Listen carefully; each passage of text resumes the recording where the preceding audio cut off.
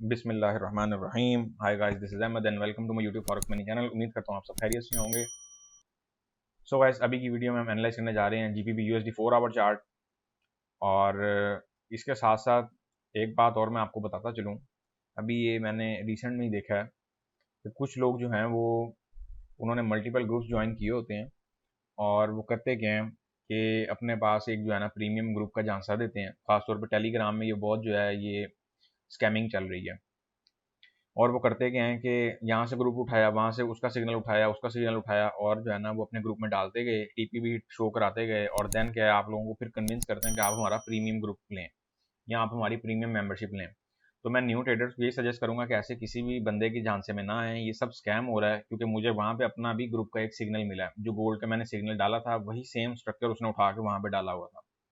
तो आप ऐसे किसी भी ट्रैप में ना आए, क्योंकि मेरी एक्टिविटी इस टाइम सिर्फ यूट्यूब और टेलीग्राम पे है और अदर सोशल मीडिया पे भी है, लेकिन वो मैंने बाकायदा वीडियो में मेंशन किया होता है और वो लिंकों के साथ मैंने मेंशन किया हुआ है। सिर्फ उन्हीं लिंक्स को ही फॉलो करें और अदरवाइज किसी भी ऐसे स्कैमर के झांसे में ना आए जो आपसे कहे कि जी $30 मंथली दे दें या $30 वीकली दे दें, क्योंकि उन्होंने कॉपी पेस्ट करना है। तो ऐसे जो है ना वो ऐसे लोग अपना तो नुकसान करते ही हैं, लेकिन जो दूसरे हैं उनका नुकसान ज़्यादा करते हैं।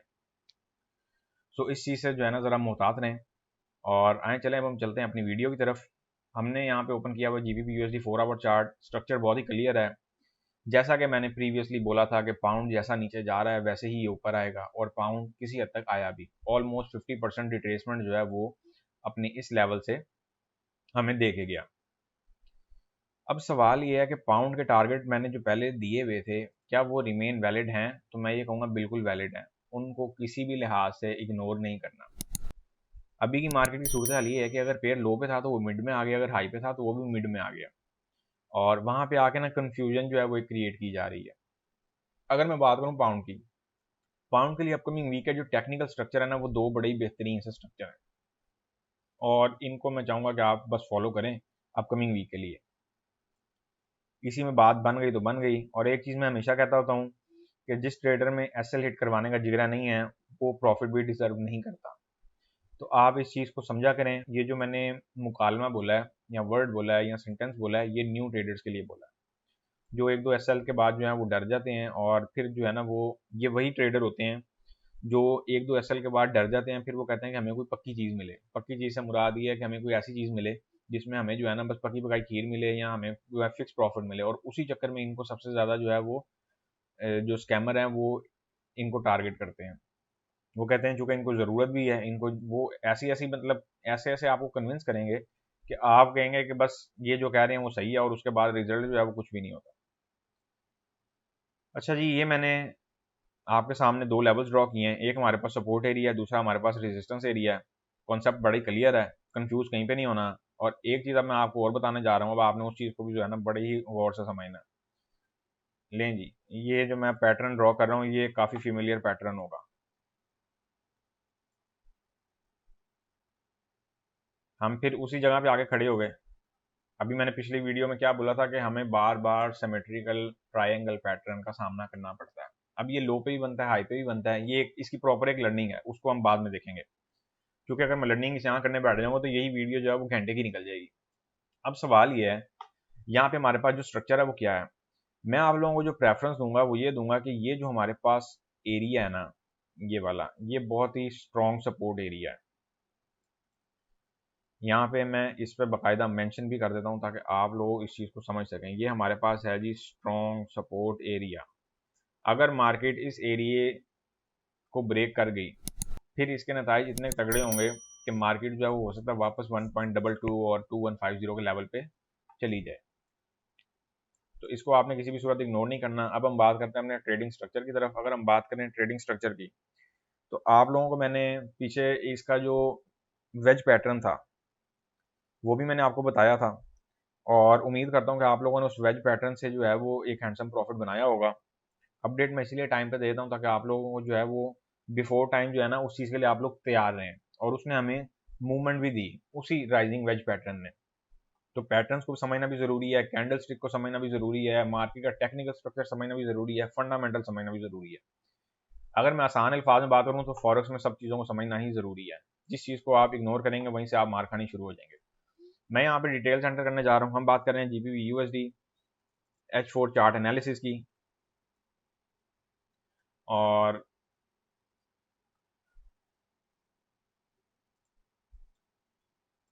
अब सवाल ये है कि अब हमने अपकमिंग वीक में बाई की तरफ रहना है, सेल की तरफ रहना है। मैं फर्स्ट प्रेफरेंस दूंगा बाई की।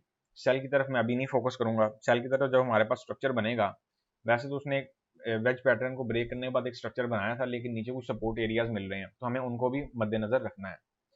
मैं अगर सिंपल सी बात करूं आपसे,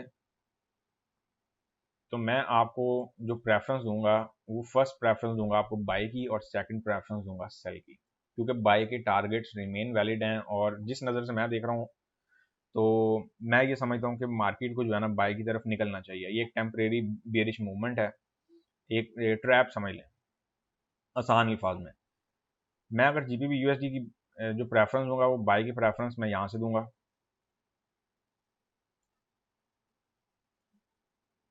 ये बाई की प्रेफरेंस है, और इसकी मैं साथ साथ जो है ना डिटेल्स भी एंटर कर देता हूँ, ताकि आप लोगों को जो है वो मुश्किलात ना हो। यहाँ पे मैं इसकी डिटेल एंटर करने जा रहा हूँ। हम बात कर रहे हैं यहाँ GBP USD को बाय करने की। बाय एट 1.2455265 के लेवल से आप इसको कहीं से भी बाय कर सकते हैं। एंट्री में जो है वो आप एंटर हो सकते हैं। TP1 की अगर हम बात करें, तो TP1 इसका हम रखेंगे 1.2500 का। TP2 हम इसका रखेंगे 1.2550 का। और TP3 जो हम इसका रखेंगे 1.2600 का। और जो TP4 हम इसका रखेंगे वो हम रखेंगे 1.2650 के लेवल का। और जो SL हम इसका रखेंगे ना, वो हम रखेंगे 1.2400 के लेवल का। बहुत ही सिंपल सा स्ट्रक्चर है, और इसके ऊपर मैं यहाँ पे आपको मेंशन भी कर देता हूँ। First scenario. और अच्छा, अब आपको एक बात और भी मैं बताता चलूँ, ये मेरे पास सवाल भी आया था, तो ये जहन से ना निकल जाए।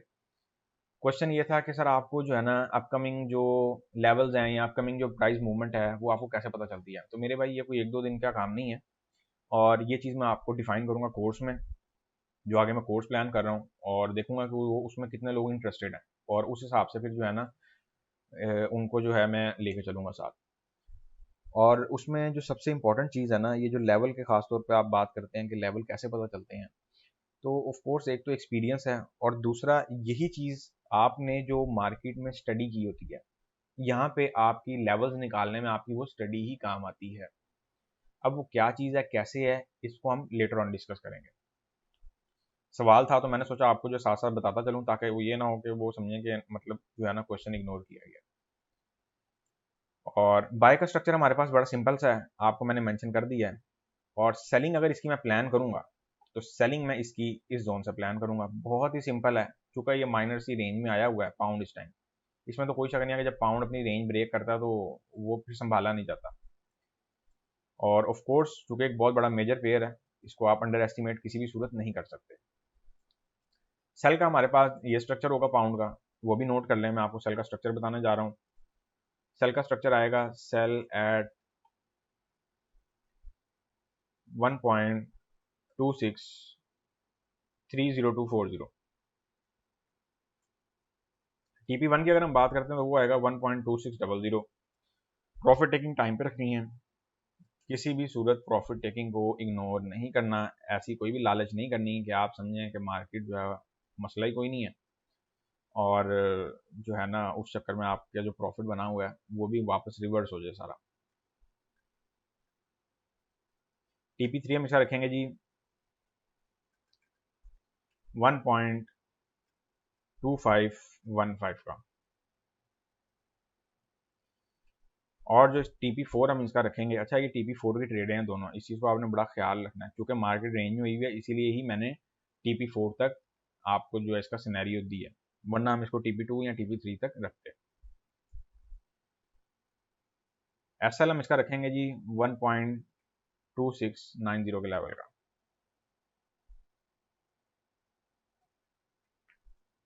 और इसमें मैं सेकंड सिनेरियो भी लिख देता हूँ ताकि आपको किसी भी किस्म की जो है ना कंफ्यूजन ना रहे। ये हमारे पास आ गया जी सेकंड सिनेरियो, इसको भी नोट कर लें। बहुत सिंपल और बहुत ईजी है, कहीं पे भी कंफ्यूज होने की ज़रूरत नहीं है। अगर कोई चीज़ ना समझ आए तो आप पूछ लिया करें। और इसके साथ साथ बाय के हवाले से मैं आपको बताता चलूँ, ओपनिंग प्राइस एसएल, उसके बाद आपका आ जाएगा 1.2500 का टीपी वन एरिया, फिर उसके बाद आपका आ जाएगा टीपी2 एरिया, फिर उसके बाद आपका आ जाएगा टीपी3 एरिया, और देन फिर टीपी4 एरिया। इसी तरह अगर हम बात करें सेल की, तो सेल में भी यही स्ट्रक्चर रहेगा, ओपनिंग प्राइस एसएल, उसके बाद आपका टीपी1, फिर आपका टीपी2 आ जाएगा, और इसी तरह फिर आपका जो है वो टीपी3 आ जाएगा। चीज़ों को समझा करें कि कौन कौन से लेवल्स का टीपी है, कहाँ कहाँ पे मार्केट जो है वो स्विंग हो सकती है, ये बहुत ज़रूरी होती हैं ये चीज़ें। और ये हमारे पास टीपी4 आ जाएगा, इसको आप ऑप्शनली ले सकते हैं। सो गाइस, ये थे हमारे GBP USD H4 chart upcoming week analysis. बहुत ही सिंपल था। इस टाइम पाउंड जो है वो किसी बहुत मेजर स्ट्रक्चर में नहीं है, एक साइडवे के स्ट्रक्चर में है और एक रिवर्सल भी इसने बनाई है। और देखते हैं कि अब हमें अपकमिंग वीक में क्या प्राइस मूवमेंट मिलती है। ये मेरी स्टडी है और मैं चाहूँगा कि आप भी अपनी ट्रेडिंग एक्टिविटी से पहले एक दफ़ा जो है ना मार्केट की रीडिंग ज़रूर लिया करें, ताकि आपको पता चले कि मार्केट में है क्या। और अगर ये स्ट्रक्चर को मैं बात करूँ सिर्फ स्ट्रक्चर की, तो आप स्ट्रक्चर डेवलपमेंट को भी देखा करें कि स्ट्रक्चर क्या बन रहा है, और ये स्ट्रक्चर ब्रेक होगा तो इसके क्या आसार होंगे। सो गाइस, मिलेंगे अब नेक्स्ट वीडियो में, तब तक के लिए अपना ख्याल रखें। वीडियो को लाइक और अपने दोस्तों के साथ शेयर करना मत भूलिएगा। अल्लाह हाफिज़।